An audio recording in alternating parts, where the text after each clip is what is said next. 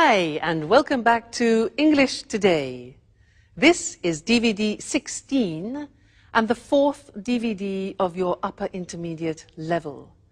And in this DVD, we'll begin with another 2 episodes of our story, That's Life, followed by our special TV programs where our music expert will be talking about the world's most expensive violin. And then our weather expert will be looking at the possibility of a new ice age in England. Then in the grammar section, we'll learn how to use the third conditional form in English, which is not easy. And then we'll be looking at how to make sentences using the verb wish to express a regret. So enjoy yourselves.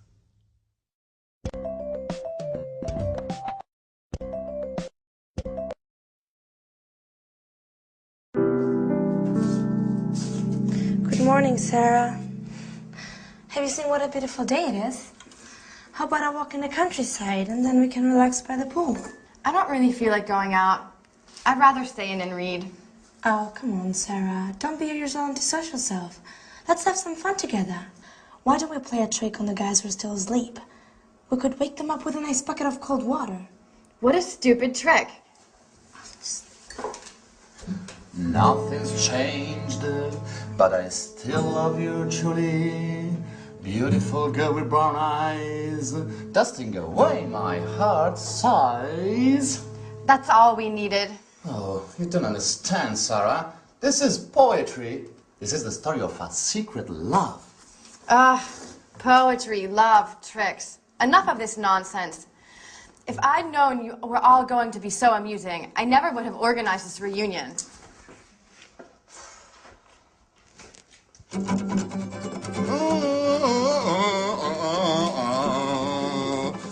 Beautiful girl with brown eyes, dusting away my heart aside.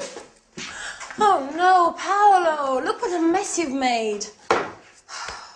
And by the way, you didn't clean the kitchen last night, did you? Come on, Michelle, give me a hand. No, I'm sorry. I can't touch that awful stuff. When are you going to get the message? I never touch that awful stuff. I hate detergents and the multinationals that make them. And I hate cleaning too. Oh, come on, we're on holiday. What is this racket? And what is going on in here? Has World War III broken out? It's just started. Well, Soldier Sandra's launched her offensive, but the Paolo Michel squadron is responding well to the attack and will defend its position to the bitter end. Stop playing around. Roll your sleeves up. The sooner we start working, the sooner we'll finish and we'll be able to relax by the pool. Wait a minute. I was just thinking of going back to bed. If I'd known what was waiting for me, I would have slept until midday. Maybe we could ask Sarah to give us a hand. Well, you must be joking. She just asked not to be disturbed and giving her a bad mood over the last couple of days. Well, we could ask Mike, though. Oh, no. I just saw him a few minutes ago. I asked him where he was going, and he said he was going to the village to buy a newspaper. He asked me if he should do some shopping, but I told him we'd all go to the supermarket together later on. Fantastic. First cleaning up, then the shopping. Just the sort of holiday that I'm dreaming of. Well, it's only the 4 of us here. Let's share the jobs out. Just a minute, just a minute. I've got an idea.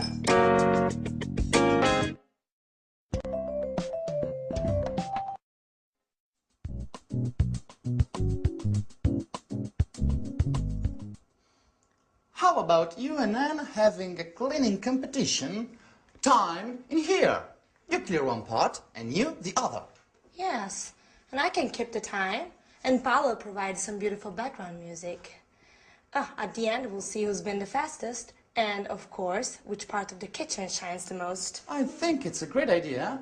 You and Anne are always arguing about who's the best at doing things. Oh, this could be the right moment to show off your domestic skills. And the winner will be crowned Queen of Housewives. What do you think? Well, it's an unusual idea. It's very original, but I'm not sure. Oh, come on, Anne. Why not? It'd be interesting. Oh, okay. You've convinced me. Shall we start? Great! So, Sandra, you clean the sink, the cooker, and this part of the floor. Oh, and you've got the oven, the table, and this other part of the floor. Okay. Okay? Ready, get set, go! Sponge in hand. Sandra is cleaning the taps while Anne is intently sweeping the floor. Now Sandra is spraying detergent onto the cooking rings and starts it on the table. Time is passing by. Another contestant is showing signs of fatigue. The race is open and nothing is separating the two cleaners. Those college days were so long ago. You were so clever, so beautiful too.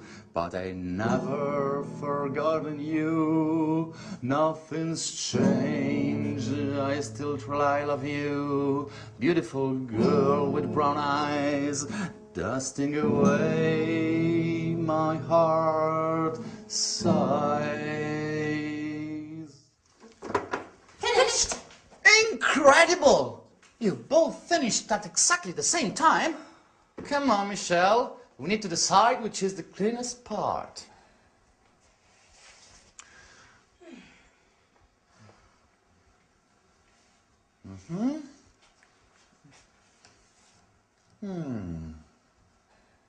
So, Who's won? Well, after considerable discussion, the jury declares that the winner is... come on, don't keep us in the dark. Who's won? Oh, you've both won. It's a dead heat. You've finished together and both parts of the kitchen are perfectly clean. Okay, well maybe it's better this way, Sandra. At least there'll be no arguing about who's better at cleaning. Yeah, you're right. Let's forget our rivalries, at least for today. Come on, let's shake on it. Okay. We're both champion cleaners.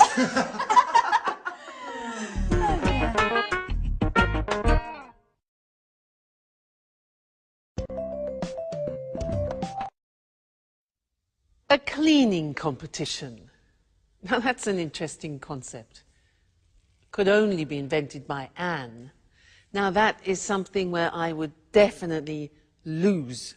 Cleaning competition, no way. What about you? Anyway, that last episode was great because it helps me introduce to you one of the most difficult grammatical forms in the English language, which is called the third conditional. We have three conditionals in English. 1, 2, 3. The first, let me give you an example. If I see him, I'll tell him. That's number 1. If I saw him, I would tell him. That's number 2. Number 3 is what we're going to look at now. If I had seen him, I would have told him. Sounds terrible, doesn't it? Too much grammar. But last lesson was useful because we learned the first part of the third conditional, which is the past perfect. They used it in the episode. It was Sarah. She said, if I had known you were all going to be so amusing, I would never have organized this reunion. Now that's a good example, and it's difficult.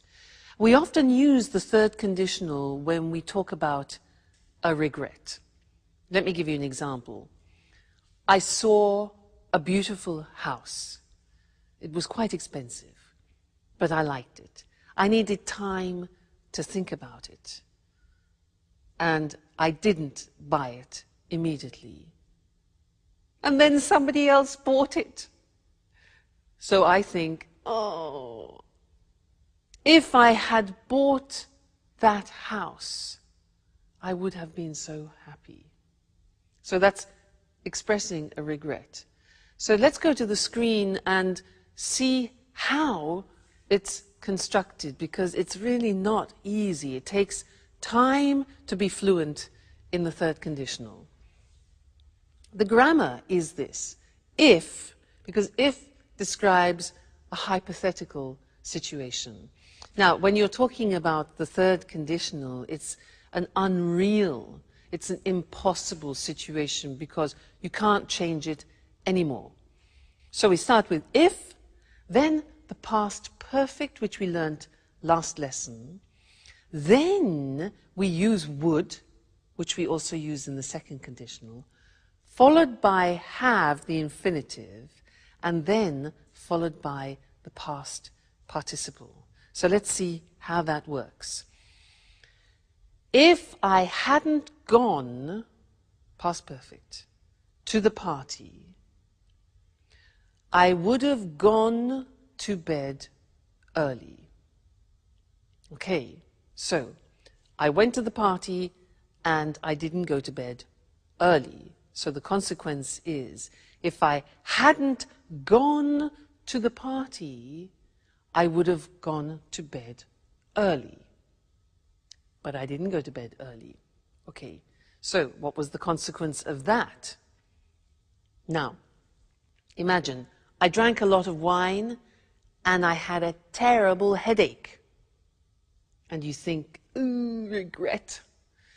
If I hadn't drunk, past perfect negative, if I hadn't drunk so much wine, I wouldn't have had such a bad headache yesterday. Now that's difficult. Look at that. Wouldn't have, negative, wouldn't have, plus the past participle of the verb have. So I wouldn't have had. Now this is not easy. It will take time for you to use fluently. You have to keep practicing it. Practice it in the toilet, in the bath, when you're walking down the street. Okay. Another example. Now, I didn't set the alarm, so I woke up late. If I had remembered to set the alarm, I wouldn't have woken, past participle, up late. If I had remembered to set the alarm, I wouldn't have woken up late. Seems difficult, doesn't it? Takes practice. Another example. I missed the bus. I didn't get up. The bus went without me. So third conditional.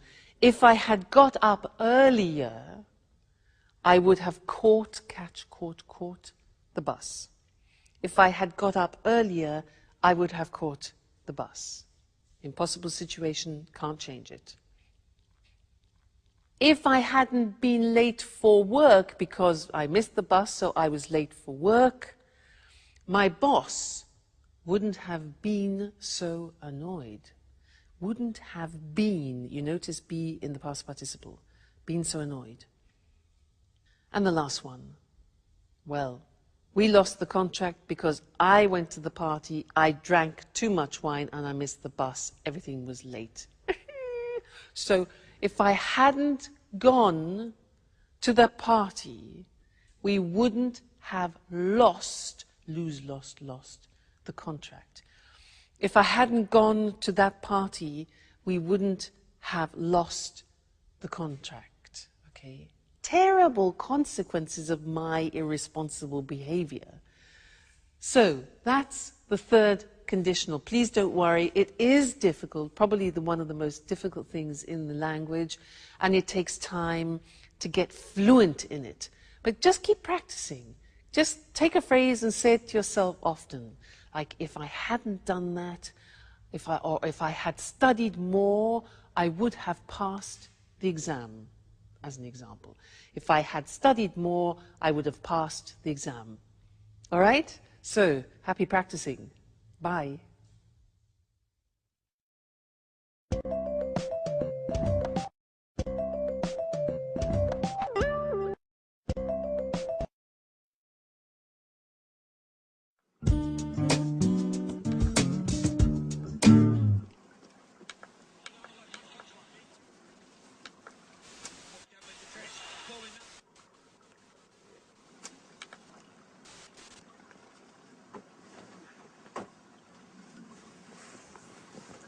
Hi, Sarah. Do you have a minute? I'd like to talk.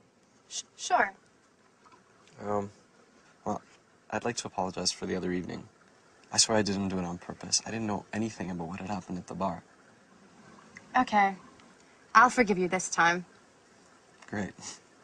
I'm glad we've cleared up that misunderstanding. So tell me, how did the fire start?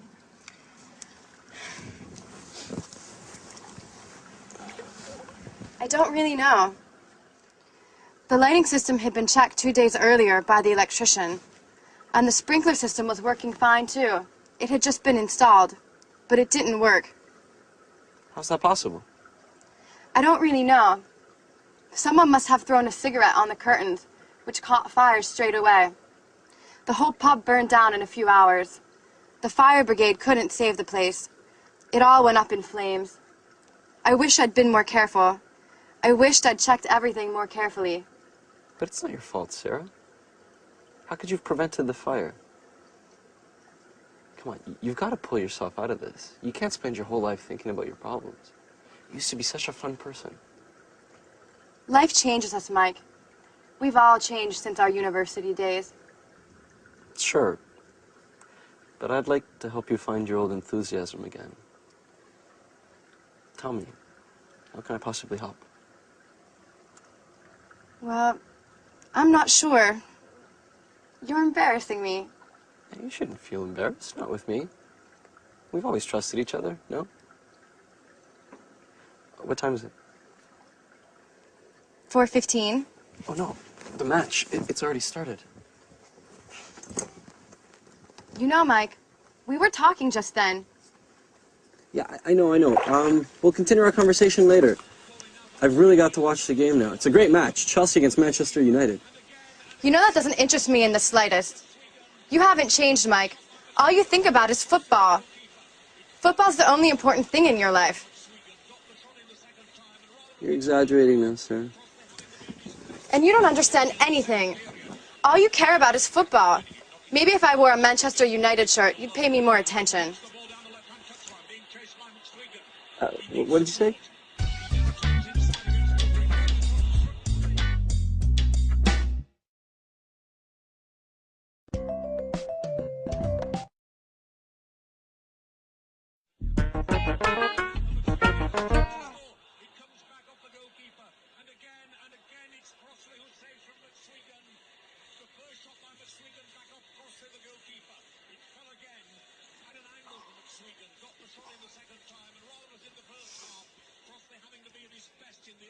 I love you, I love you, but I'm afraid of being wrong with you. Beautiful girl, with brown eyes, dancing away my heart's sight. Oh no, Paolo, that's all I needed is you, with your stupid guitar. I've had enough. I'm going to my room.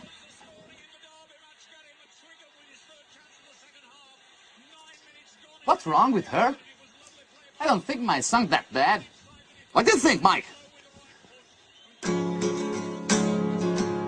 I'd like to tell you I love you. Paolo, can I watch the game in peace and quiet? I love you. That's enough. I'm gonna go watch this somewhere else. I can't believe it. They're all mad here. I'd like to tell you I love you, but I'm afraid of being wrong. Beautiful girl with brown eyes, that's in a way my heart sighed. Oh, at last someone who appreciates my talent. I knew you were an expert in music. That song, Paolo, what does it mean? Oh, I wrote it. Thanks to Mike that gave me the inspiration. You like it? Oh no. Mike? Yeah? That's not possible. I don't believe it. Unbelievable. They are all mad in this house.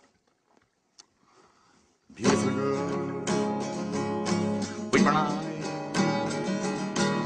away. My heart sighs.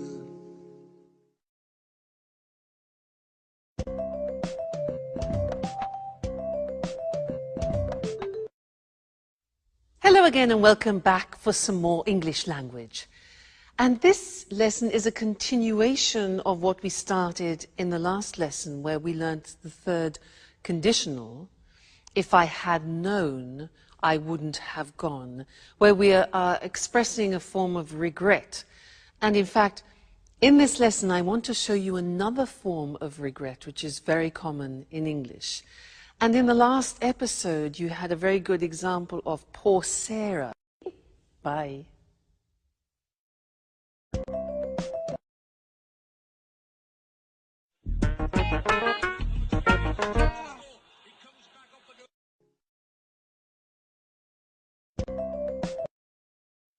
Hello again and welcome back for some more English language.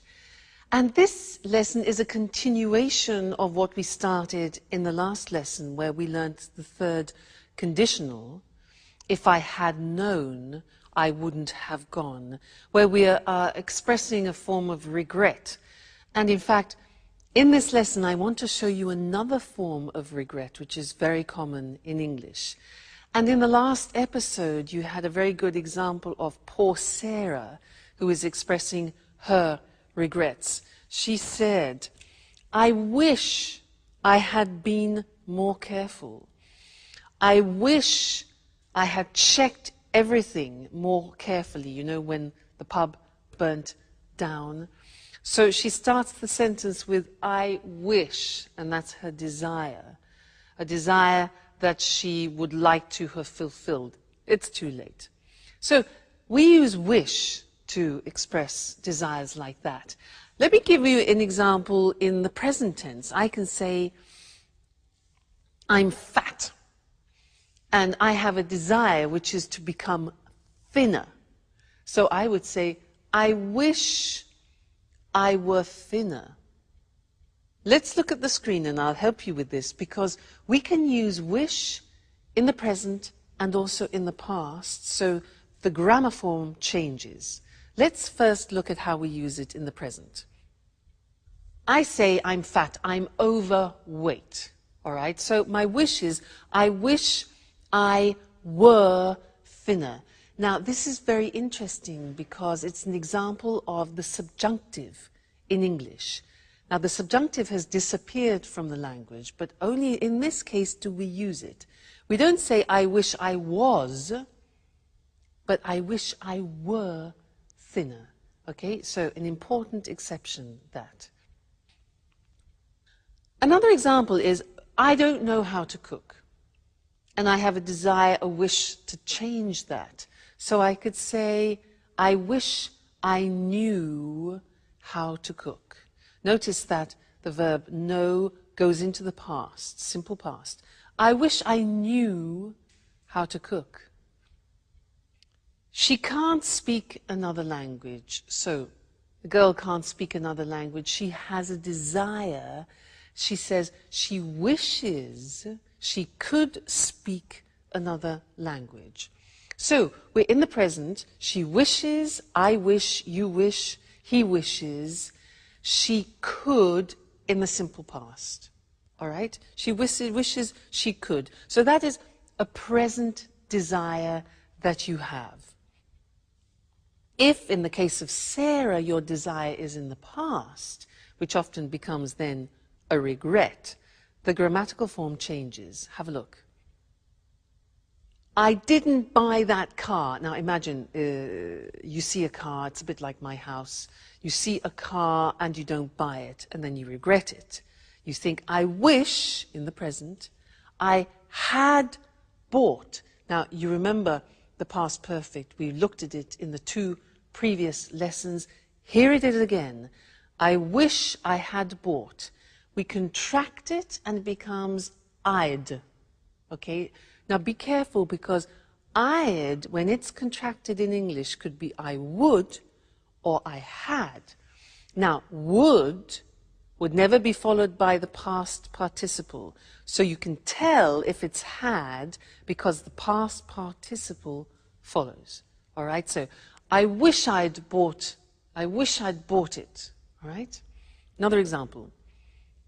She spent so much money last year and now she's got problems. So she wishes she hadn't spent so much money.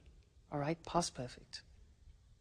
He didn't come to the performance, that's the situation. His desire in the past. He wishes he'd come to the performance. Or I could say, I wish he'd come to the performance. All right? One more. We lost the tickets. They wish they hadn't lost the tickets.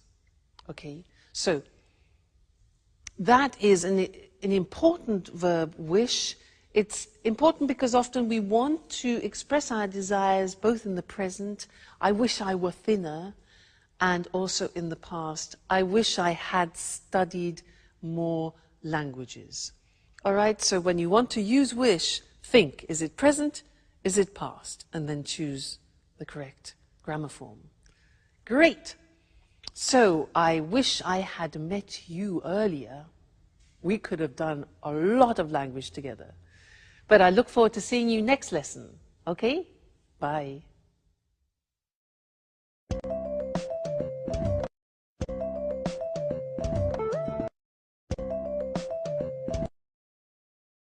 Good morning and welcome to this week's edition of Music World. And welcome to Tony Moore, our music expert. Hello, Lucy.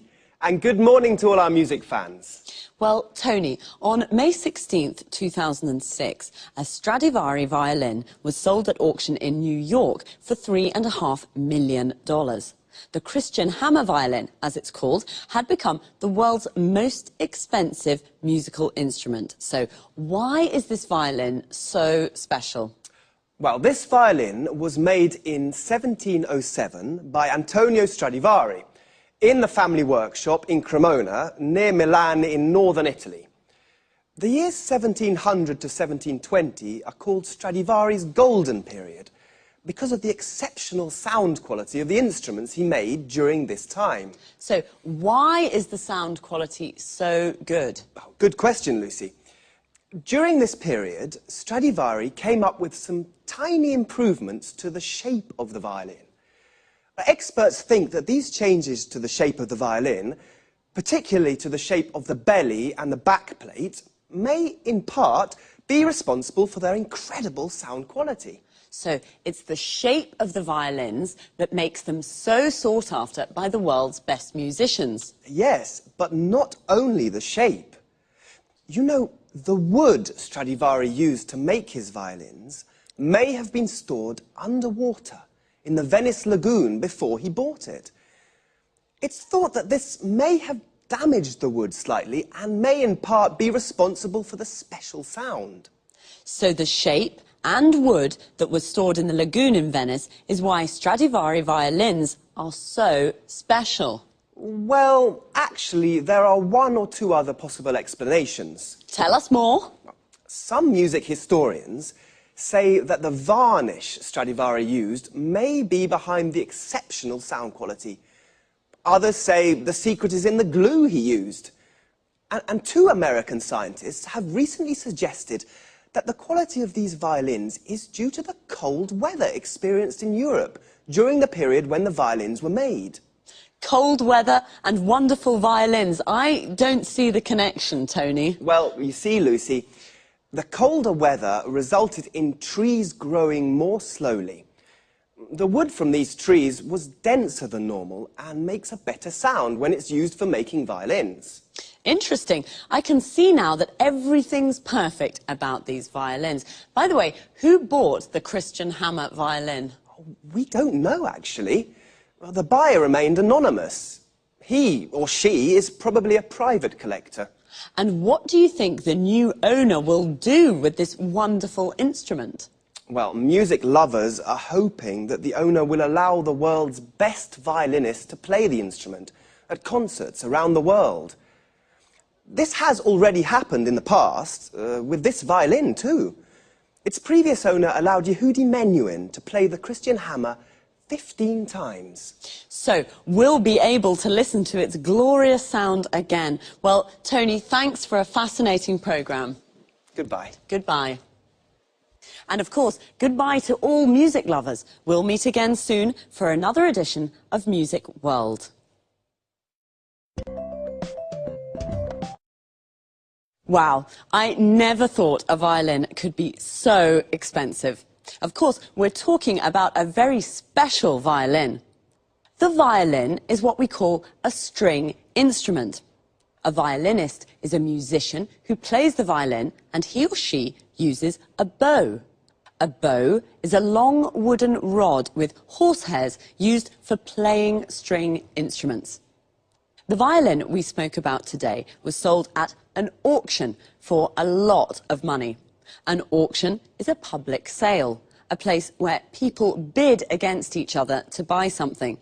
To bid means to offer a price. You can buy almost anything at an auction: houses, furniture, paintings, instruments. The buyer of this Stradivari violin remained anonymous.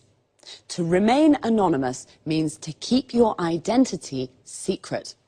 The owner of the Stradivari is probably a private collector. A private collector is a person who collects things for their own enjoyment. The Stradivari was made in a workshop. A workshop is a place where craftsmen make things. A craftsman is like an artisan. Well, as we heard, it's a violin with incredible sound quality. The quality of the sound is excellent. One reason could be its shape. The shape of something is its physical form. The belly of the violin is the part under the strings. We also have bellies. Your belly is this part of our body, and the back plate of the violin is the part at the back. Again, we also have backs. Your back is this part of your body. So, it's one of the most sought-after instruments in the world. If something is sought after, it means many people would like to have it. Well, I'd like to have the $3.5 million. That's all we have time for this week. Take care, and I'll see you again soon.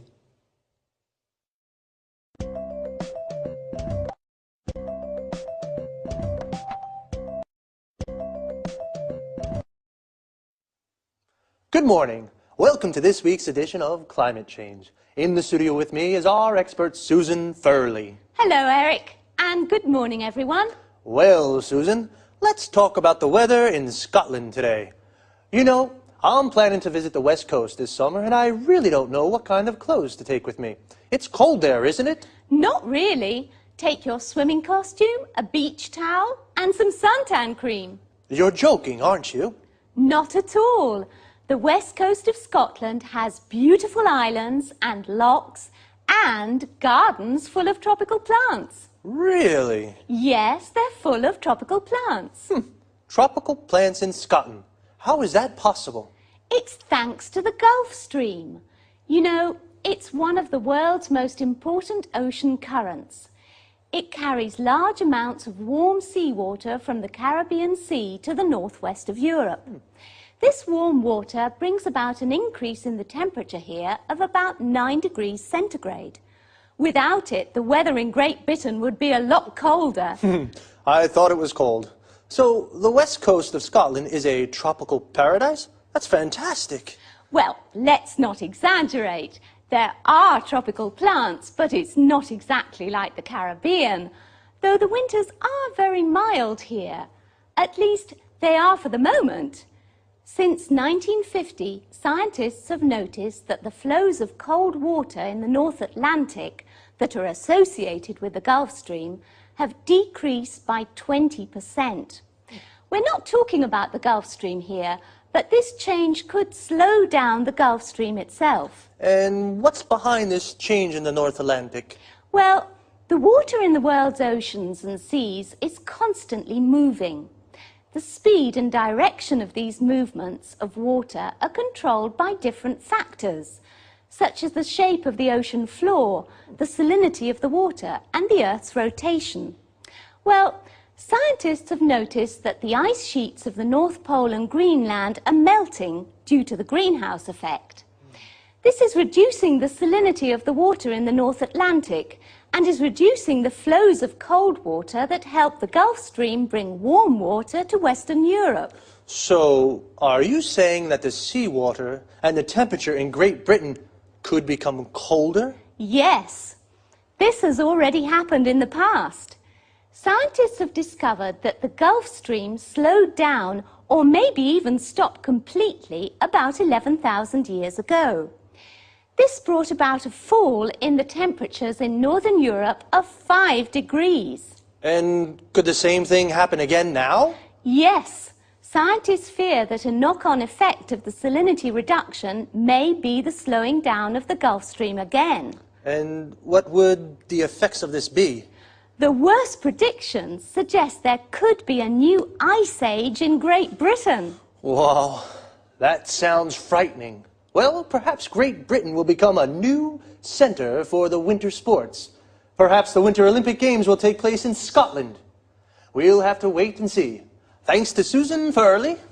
Goodbye, Eric. Goodbye, Susan. And goodbye, everyone. Well, apparently I should take my swimming costume and beach towel and some suntan cream to Scotland. A swimming costume is what we wear to go swimming. A towel is what we use to dry ourselves. And a beach towel is a big towel for the beach. Suntan cream, sometimes called suntan lotion, is the cream we use to protect ourselves from the sun. I thought Scotland was a cold country, but actually the winters are even very mild. Mild means not very cold. Susan explained that this is thanks to the Gulf Stream, which is an important ocean current. An ocean current is a movement of seawater. Seawater is a compound noun that means the water of the sea. The Gulf Stream brings warm seawater from the Caribbean, and this brings about an increase in temperature. To bring about is a phrasal verb. It means to make something happen. But the flows of cold water have decreased. When water moves, we say it flows. So a flow of cold water is the movement of cold water. The Gulf Stream could slow down. To slow down means to become slower. What is behind these changes? This means, what is the reason for these changes? Well, the ice sheets in the North Pole are melting. An ice sheet is a layer of ice, also a compound noun. When ice melts, it becomes water. This is a reducing the salinity of the water. The salinity is the amount of salt it contains. It is also reducing the flows of cold water that helps the Gulf Stream bring warm water to Europe. This could bring about a fall in temperature. A fall is a decrease. We call this is a knock-on effect. A knock-on effect is an effect of something happening. We've run out of time again, so I'll say goodbye and see you soon.